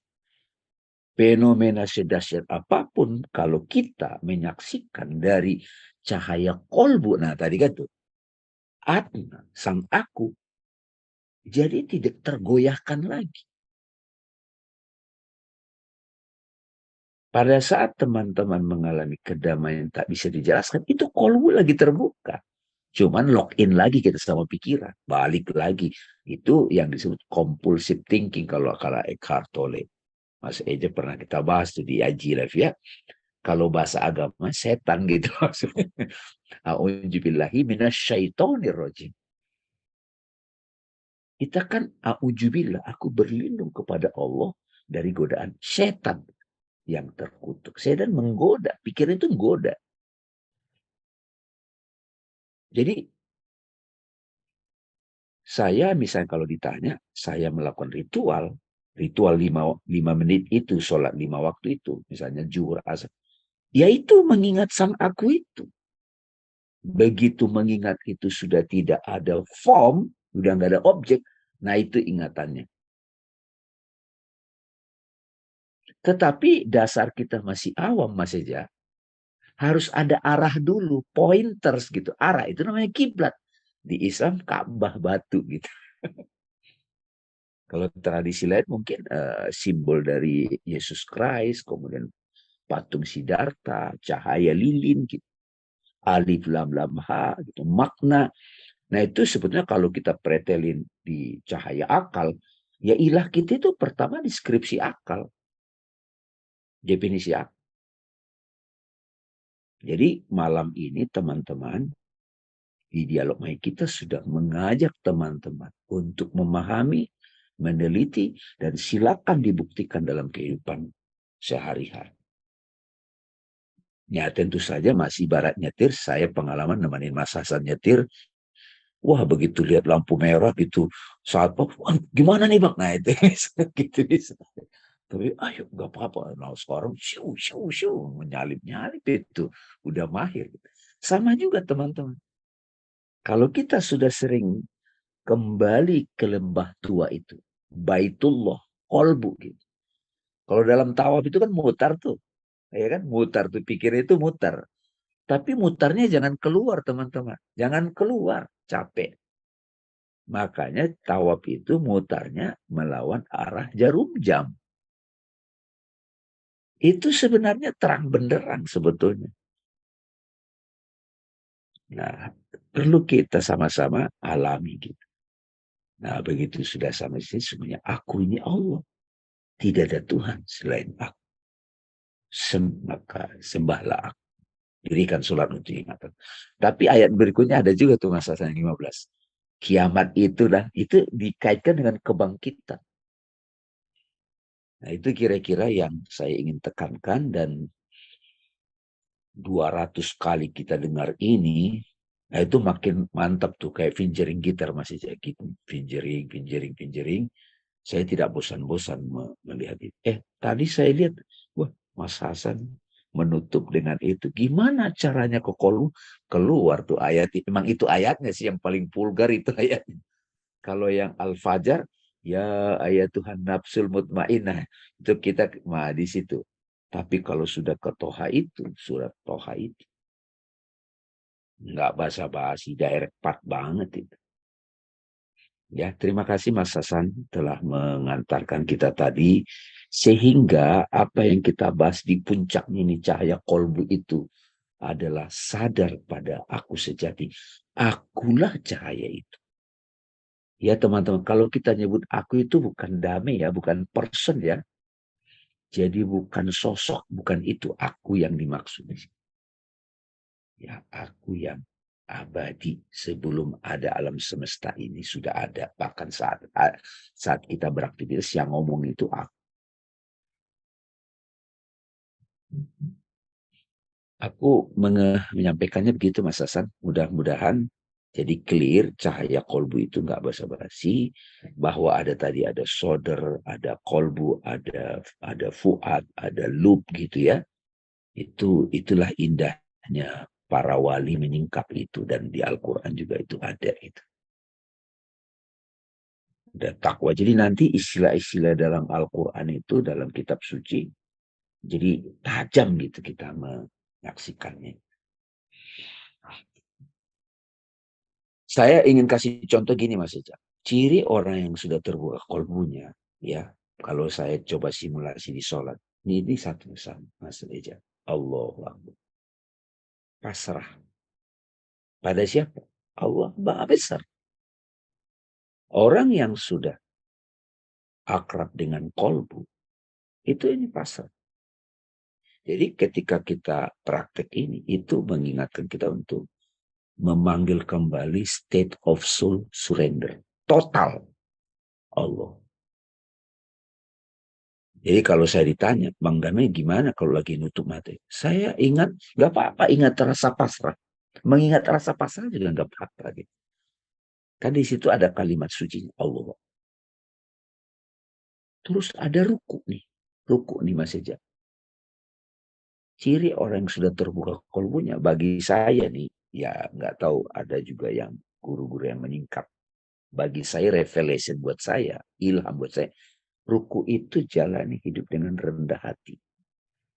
Sifat rendah hati. Bahkan di kalangan ahli-ahli etik itu Stephen Covey pernah ngomong tuh. Humility is the mother of character gitu. Nggak ada ceritanya orang yang terbuka kolbunya itu sombong, itu nggak ada itu. Itu jelas ego. Sampai kemudian juga ada sujud. Sujud itu kita bukan siapa-siapa, kita nothing, kosong. Kalau bahasa tasawuf namanya fana. Enak loh kosong itu. Kosong itu enak. Sujud itu kan kayak bentuk kita di perut ibu. No, kosong itu nggak ada aktivitas pikiran, tapi I am peace, surrender, kosong. Ya sampai nanti salam. Salam itu sudah generosity. Kehadiran kita dimuliakan, tadi dimuliakan. Misalnya Mas Eja kaya, amin, terus berkuasa, dapat rezeki. Itu kalau cirinya Mas Eja kaya dan terbuka kolbunya, generous, mengalirkan salam. Itu cirinya. Bukan ngasih-ngasih supaya kepilih jadi wali kota ya, bukan. Bukan. Tapi memang beneran membagi gitu. Sekarang kan beda-beda tipis tuh gitu. Saya kira itu Mas Hasan ya. Kita tanya jawab saja. Silakan Mas Baik, saja. sepertinya ada yang bertanya nih Bang, dari Firmana di Kusuma. Bang Dame, Mas Hasan, apakah sebenarnya yang kita yang sejati adalah kesadaran yang tak terbatas dalam kurung alam akhirat yang sedang menjalani dunia terbatas dalam kurung alam dunia? Ya kan Mas Hasan. Ya, terima kasih. Ini Mas Firman ya. Ya, betul sekali. Tadi yang dijelaskan Bang Dami juga mengkonfirmasi. Ya, kita itu siapa sih? Pertanyaan siapa kita itu kan abadi ya Bang. Mau dari zaman kapanpun sampai sekarang tetap aja pertanyaannya, who am I gitu kan. Siapa aku sih? Kalau kita merujuk kepada Tuhan dan memang itu yang sebenarnya terjadi, kita adalah kesadaran yang tak terbatas itu yang kita sebut sebagai Allah gitu kan. Tetapi hadir dalam ruang yang terbatas. Bentuknya, appearance-nya gitu kan. Itu bisa Hasan, bisa Bang Dame, bisa Mas Eja, bisa apapun gitu kan. Yang menjadi salah adalah ketika yang tak terbatas itu sudah menampilkan dirinya menjadi form-form yang terbatas, kita jadi salah identifikasi gitu kan. Kita hanya melihat tampilan-tampilan yang secara spesifik aja gitu, tanpa sadar pada yang tak terbatas itu. Malah kalau kata Imam Ali dia mengatakan, jadi lihatlah Tuhan sebelum kamu melihat sesuatu. Setelah kamu melihat sesuatu, bersama sesuatu itu, ya kan? Jadi apa yang kamu saksikan, sebenarnya sebelum menyaksikan sesuatu yang kamu saksikan kan, karena kamu sebagai kesadaran yang itu kan, yang kamu saksikan harusnya itu, yang maha tak terbatas itu. Setelah melihat sesuatu itu juga kamu harus melihat yang tak terbatas itu. Bersama melihat sesuatu pun, itu harus kamu saksikan yang tak terbatas itu. Itu ungkapan vulgar juga Bang Name yang Iya, diajarkan betul. oleh Imam Ali Imam gitu Ali. kan. Itu kan artinya gini, kita itu dari awal dialog maya itu kita tekankan, kita itu tertipu pada form, pada penampilan. Itu yang Kita harus tajam membedakan penampilan ini penampilan siapa. Sebenarnya penampilan semua ini kan penampilan dia. Tapi nanti kita bahas juga ya Bang Damai ya, ada penampilan ego. Ilusi itu sebenarnya ada wujudnya apa enggak? Atau sebenarnya dia nongol di pikiran saya aja. Nah, itu kita bahas nanti setelah cahaya kolbu ini kita bahas clear gitu kan. Ternyata ada loh ilusi-ilusi kalau kita familiarnya dengan kata fata morgana. Fata morgana kan kelihatan real kan. Ballpoint dimasukin ke dalam air, ke dalam gelas yang ada Gelas. airnya. Itu kan terlihat bengkok. Itu kan tipuan, ya kan? Tipuan pandangan. Padahal sebenarnya kenyataannya nggak gitu. Nah, ilusi, makanya disebut sebagai ilusi. Di dalam ilusi itulah setan berkuasa. Makanya kita harus benar-benar tajam membedakan mana yang real, mana yang ilusi. Semua penampilan ini real nggak? Ya kalau itu datangnya dari Tuhan, ya real. Karena yang datang dari yang maha real, yang wujud gitu kan. Tapi kalau kita teliti, tampilannya pun itu fana. Tampilannya pun itu come and go. Badan kita dari kecil itu ganteng, lama-kelamaan peot Bang Damai ya. Itu kan tampilan. Nah, yang real itu yang abadi, yang tidak berubah. Yaitu innani anallahu la ilaha illa ana fa'budni wa aqimis sholata li dzikri. Yang real itu, yang abadi itu. Kita yang hakiki itu yang abadi. Dan ini kan vulgar. Sebenarnya ayat-ayat Al-Qur'an Bang Damai ya. Saya Vulgar, sering Bang. diskusi sama Bang Damai, ayat di bagian manapun itu vulgar. Vulgar. Vulgar. Tuhan itu kayak ini loh, gue itu seperti ini gitu kan. Tapi kitanya lah memahami dengan pikiran, dengan kemudian ego yang apa ya istilahnya tadi collective consciousness gitu kan. Pikiran-pikiran yang ngebentuk kita itu kan sebenarnya jadi nggak murni lagi. Dan tadi Bang Damai juga sudah indah sekali mengupas ayat tadi. Kalau kita mau masuk ke dalam lembah yang suci, bilwadil muqaddasi tua, itu memang syaratnya harus meninggalkan terompah itu. Segala sesuatu yang tidak suci, ya kan? Mulai dari tubuh, pikiran, ego, dan apapun yang tidak suci itu harus kita tinggalkan.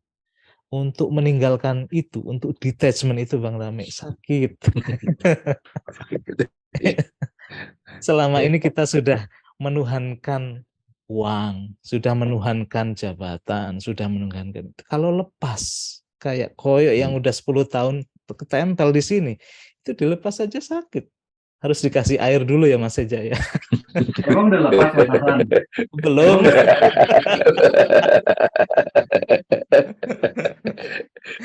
Kirain udah lepas. Maksudnya mau tos gitu, saya juga belum lepas. Iya. Iya. Makanya, tapi luar biasa. Saya itu karena ya berkah dari guru-guru juga ya. Tadi saya juga berjalan yang Bang Dawin tadi, ilmu-ilmu yang dari tradisi lain, Vedanta itu juga membantu saya memahami Al-Quran. Ternyata vulgar Tuhan. Menyingkapkan dirinya, bahkan kayak ayat manapun kalau kita lihat, Tuhan itu vulgar. Tapi kitalah yang membuat ribet. Kitalah yang membuat kita itu jadi tertutup, jadi kafir. Membaca Quran, tetapi juga salah paham. Akhirnya apa? Quran bisa menjadi sarana kita untuk menutup Tuhan itu sendiri. Tidak sadar pada Tuhan. Nah itulah yang sangat berbahaya. Sholat juga bisa jadi sarana kita untuk tidak sadar pada Tuhan. Fawailul lil musholin. Makanya kuncinya adalah bukan masalah Qur'annya, bukan masalah sholatnya, tapi perjalanan kesadaran kita menuju ke sana itu sudah sampai mana. Makanya di situ kan saya petakan. Nah, peta itu menjadi penting untuk merefleksikan diri kita kan. Kita sudah sampai di mana nih? Belum juga ke kolbu yang sudah stabil, fuad juga belum. Kita masih di kolbu yang masih berbolak-balik itu. Itu menjadi penting. Nah, terlebih lagi tadi Bang Rame tegaskan innani anallah. Itu luar biasa. Tapi kalau kita belum sampai ke kesucian itu hanya pengakuan-pengakuan aja. Karena tadi saya bilang perjalanan ini natural, nggak bisa bohong-bohong, gitu kan? Ya, terima kasih Bang Dame. Mohon Ya. ditambahin. Nah, dari saya Mas Firman, itu saya ingin menegaskan lagi cara kita memahami makna akhirat gitu, alam akhirat, alam dunia. Dan ada doanya itu Rabbana atina fid dunya hasanah wa fil akhirati hasanah. Selama ini kita juga keliru memahami waktu gitu. Ya seolah-olah waktu di dunia ini, waktu di akhirat itu terpisah gitu. Bahkan saintis ya, Einstein saja sudah dengan itu sampai dia menegaskan relativitas waktu gitu. Nah itu yang saya tegaskan. Jadi bisa dikatakan begini Mas Firman. Akhirat itu adalah apa yang dibalik yang nampak ini. Jadi harus dicopot dulu, ditanggalkan perspektif kita. Tahun 2020, tahun 2024, nanti ya tahun 2040. Itu kan rekaan-rekaan kesepakatan. Itu yang disepakati sebagai instrumen kita berinteraksi sama satu sama lain. Memang harus ada itu. Nggak ada yang salah dengan itu. Tapi itu nggak hakiki. Makanya wal asri. Demi waktu. Innal insana lafil husrin. Sesungguhnya manusia merugi. Jadi akhirat itu dimensi yang tak terbatas. Sometimes di tempat lain dia itu disebut goib juga. Yang iden gitu. Unseen.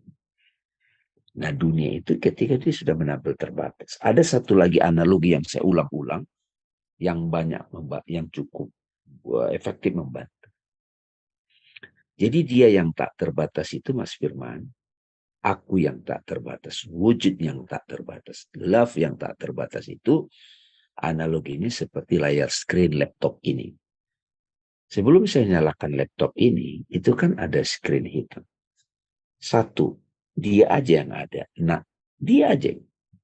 Begitu dinyalakan, buka Zoom, misalnya ada 40 orang, 20 orang, ada 20-40 gambar.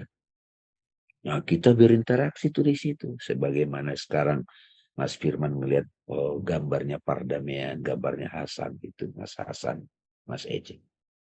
Saking terpesonanya pada gambar itu, lupa bahwa yang kita lihat tetap layar yang itu juga gitu. Nah, ketika kita sudah sadar yang real itu layar itu, apapun penampilan yang menampil di layar itu tidak mengganggu kita lagi. Nah, sekarang gimana kita menyadari yang tak terbatas itu di penampilan 3D gitu. 3 dimensi gitu. Itu Imam Ali itu vulgar juga tuh. Sebelum kau mau lihat apapun, ya sekarang ini kan kita ngelihat layar kan. Siapa bilang nggak layar gitu. Penampilannya bisa kita ganti-ganti kan. Ini suka banget saya ganti-ganti penampilan ini nih.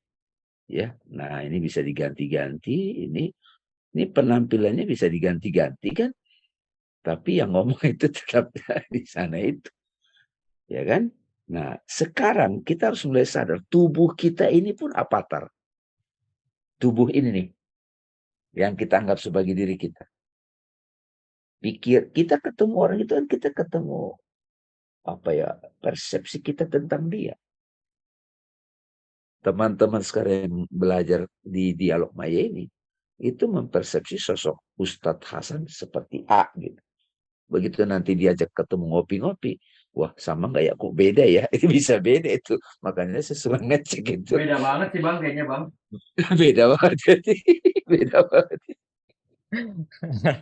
Beda. Nah yang asli yang mana gitu. Gitu.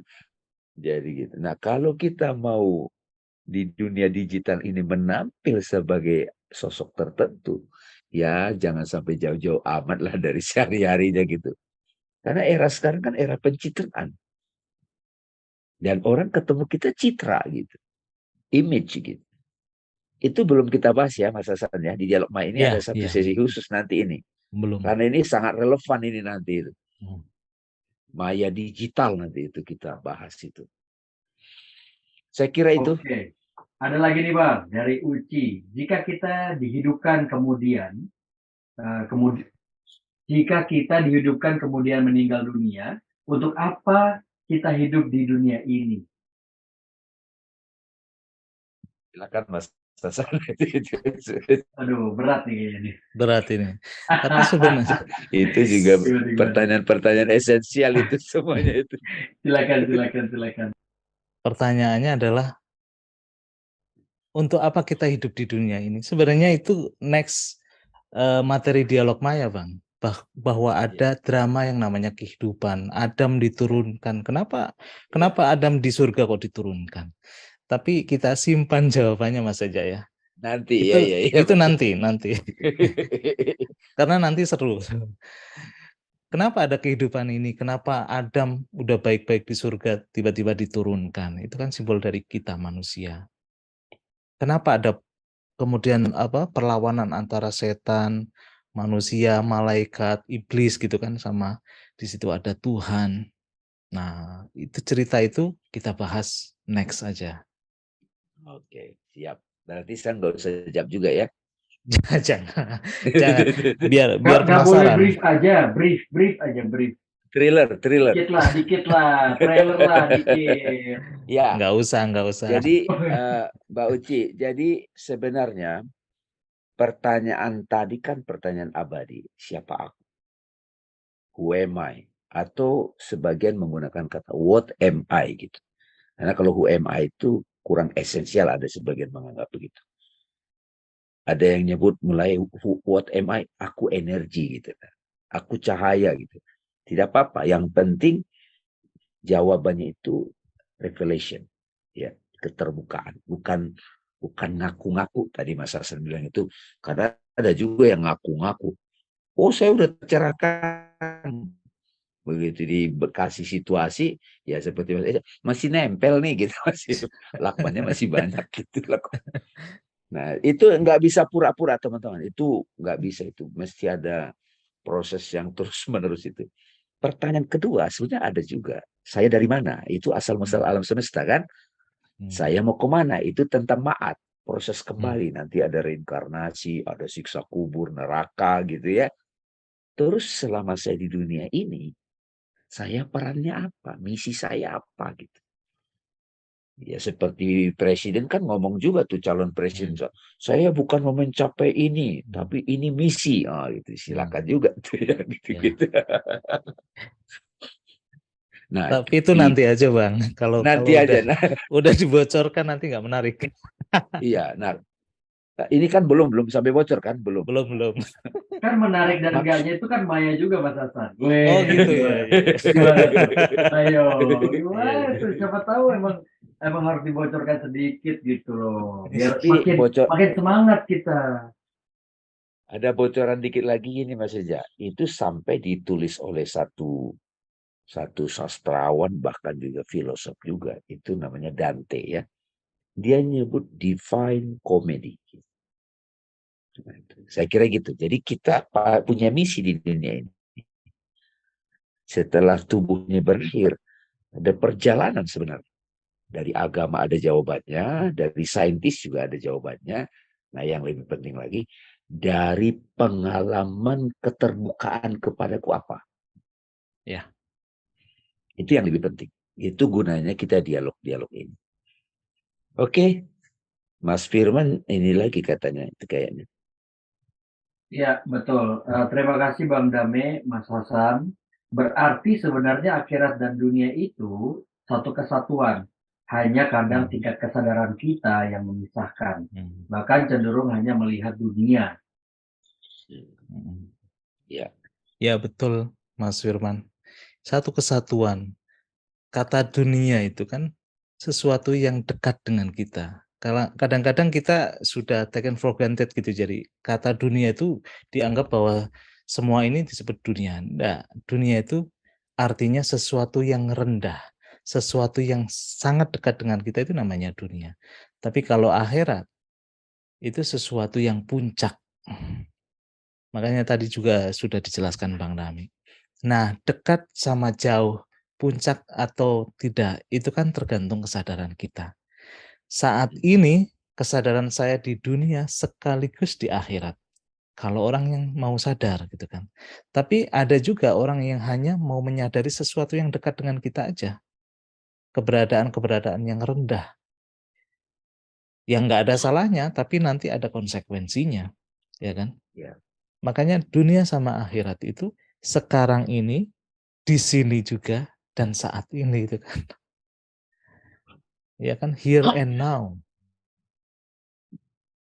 Jadi satu kesatuan. Oke, Kirena, sedap banget deh. luar biasa. Terima kasih banyak Mas Hasan, Bang Dame, dan teman-teman yang sudah hadir di sini dan masih semangat biarpun sudah jam hampir setengah 10 malam. Semoga kita nggak bertemu kerasa. lagi.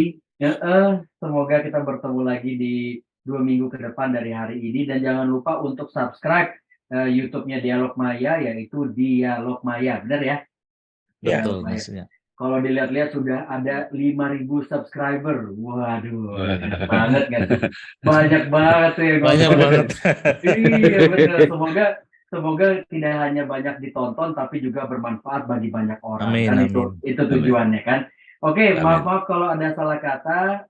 Sampai ketemu lagi. Selamat malam. Wassalamualaikum warahmatullahi wabarakatuh. Waalaikumsalam. Assalamualaikum. Terima kasih teman-teman.